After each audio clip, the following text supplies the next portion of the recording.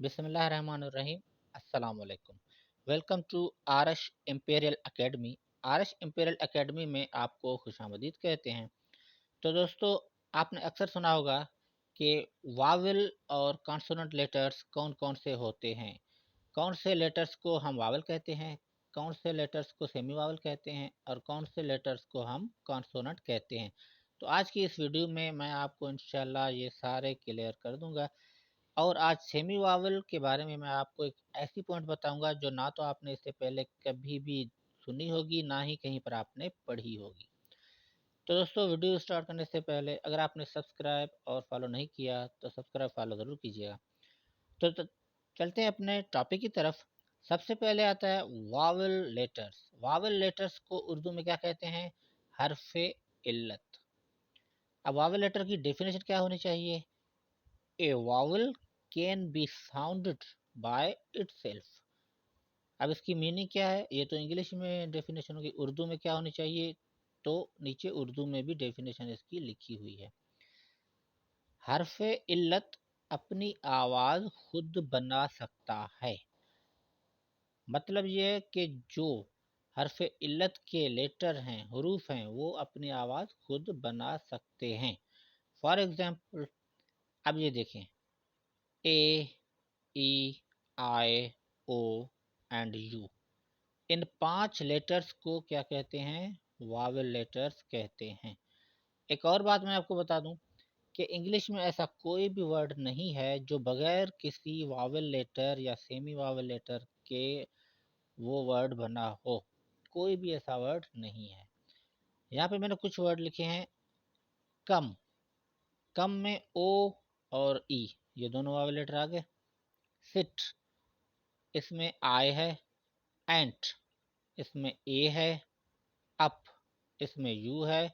और education, education word मैंने इसलिए लिखा था क्योंकि एजुकेशन वर्ड में आप देखेंगे तो ये ऐसा वर्ड है जिसमें ये 5 के पांचों वावल लेटर्स इस एक वर्ड में आ जाते हैं। फॉर एग्जांपल, आप पहले देखिए, ए इसमें है, उसके बाद ई, आई, ओ एंड यू। मतलब ये जो पांचों वावल लेटर्स हैं ये एक एक वर्ड में आ जाते हैं। अब इसके बाद सेमी वावल लेटर्स कौन कौन से होते हैं? सेमी वावल लेटर्स को उर्दू में क्या कहते हैं? तो चलिए मैं आपको बता दूं कि सेमी वावल लेटर्स, इसको उर्दू में कहते हैं नीम हरफ इल्लत। कौन कौन से लेटर सेमी वावल के हैं? आपने ज़रूर सुना होगा, पढ़ा होगा कि वाई और डब्ल्यू को हम सेमी वावल लेटर कहते हैं। लेकिन वाई और डब्ल्यू को हम सेमी वावल लेटर किस वजह से कहते हैं, वो आज मैं आपको बताऊंगा। और मैं आपको एक बेहतरीन पॉइंट भी बताऊंगा इसके बारे में। कुछ ऐसे अल्फाज हैं, ऐसे वर्ड हैं अंग्रेज़ी में जिनमें ए, ई, आई, ओ और यू, ये पांचों वावल लेटर्स नहीं आते, लेकिन उसके बावजूद वो वर्ड बन जाते हैं। किसके थ्रू? वाई के ज़रिए। क्योंकि उन वर्ड्स में वाई आ जाता है, इसलिए हम वाई को सेमी वावल लेटर कहते हैं। फॉर एग्जाम्पल, स्काई, इसमें वाई आया। शाय, वाई, बाय, ट्राई। इनके अलावा और भी ऐसे अल्फाज हैं जिनमें सिर्फ वाई आया होगा और वो लफ्ज़ बने होंगे। तो वाई तो आपको समझ में आ गया होगा कि वाई को हम सेमी वावल लेटर इसलिए कहते हैं क्योंकि वाई से ऐसे वर्ड बने हैं जिन वर्ड्स में ए, ई, आई, ओ, यू, इन पांचों वावल लेटर्स में से कोई भी लेटर नहीं आया, उसके बावजूद वो वर्ड बने हैं। क्यों? क्योंकि उनमें वाई आया है। लेकिन दोस्तों, क्या आपने कभी ये नोटिस किया है कि डब्ल्यू से ऐसे कौन से वर्ड बनते हैं जिनमें कोई भी वावल या वाई सेमी वावल लेटर ना आता हो, उसके बावजूद वो वर्ड बनते हो? कभी आपने नोटिस किया है? जी नहीं किया होगा। तो चलिए मैं आपको बताता हूँ कि डब्ल्यू को सेमी वावल लेटर क्यों कहते हैं। आपने अक्सर यही सुना होगा स्कूलों में कि फॉर एग्जांपल यहाँ पे लिखा हुआ है विंडो। आपने यही सुना होगा कि विंडो में जो पहले डब्ल्यू आया है इसको हम वावल कहेंगे, और जो बाद में आया है इसको हम कॉन्सोनेंट कहेंगे। तो आपने यही डेफिनेशन इसकी सुनी होगी। अब इसी तरह हाउ, इसमें भी डब्ल्यू लास्ट में है, शो, इसमें भी डब्ल्यू लास्ट में है। लेकिन आपने कभी ये नोटिस किया है कि इन अल्फाज में तो ऑलरेडी वॉवल लेटर्स शामिल हैं, जैसे विंडो में आई और ओ, हाउ में ओ, शो में भी ओ। ऐसा कोई वर्ड आप बताएं जिसमें ए, ई, आई और यू, ये पांचों वावल लेटर्स में से कोई भी ना आता हो, और सेमी वावल लेटर वाई भी ना आता हो। उसके बावजूद कोई ऐसा वर्ड आपके जहन में है जो सिर्फ और सिर्फ डब्ल्यू से बना हो?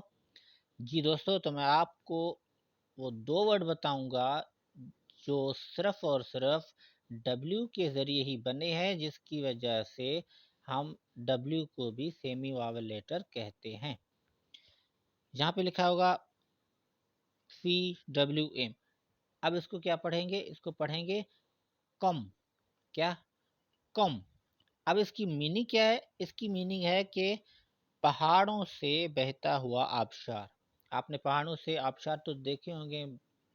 तो पहाड़ों से जो आबशार बहता है उसको इंग्लिश में कहते हैं कम। और इस कम वर्ड में आप देख सकते हैं कि AEIOU, इनमें से कोई भी लेटर नहीं है, ना ही वाई है, सिर्फ और सिर्फ डब्ल्यू है। इसके बावजूद ये वर्ड बना है, इसीलिए हम डब्ल्यू को भी सेमी वावल लेटर कहते हैं।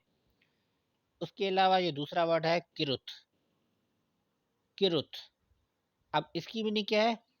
ये पुराने ज़माने में एक किस्म का मौसीकी का एक पुराना औजार हुआ करता था, जिसको म्यूजिशंस जो थे वो इसको इस्तेमाल करते थे। मौसीकी का एक पुराना औजार, जिसको क्या कहते हैं?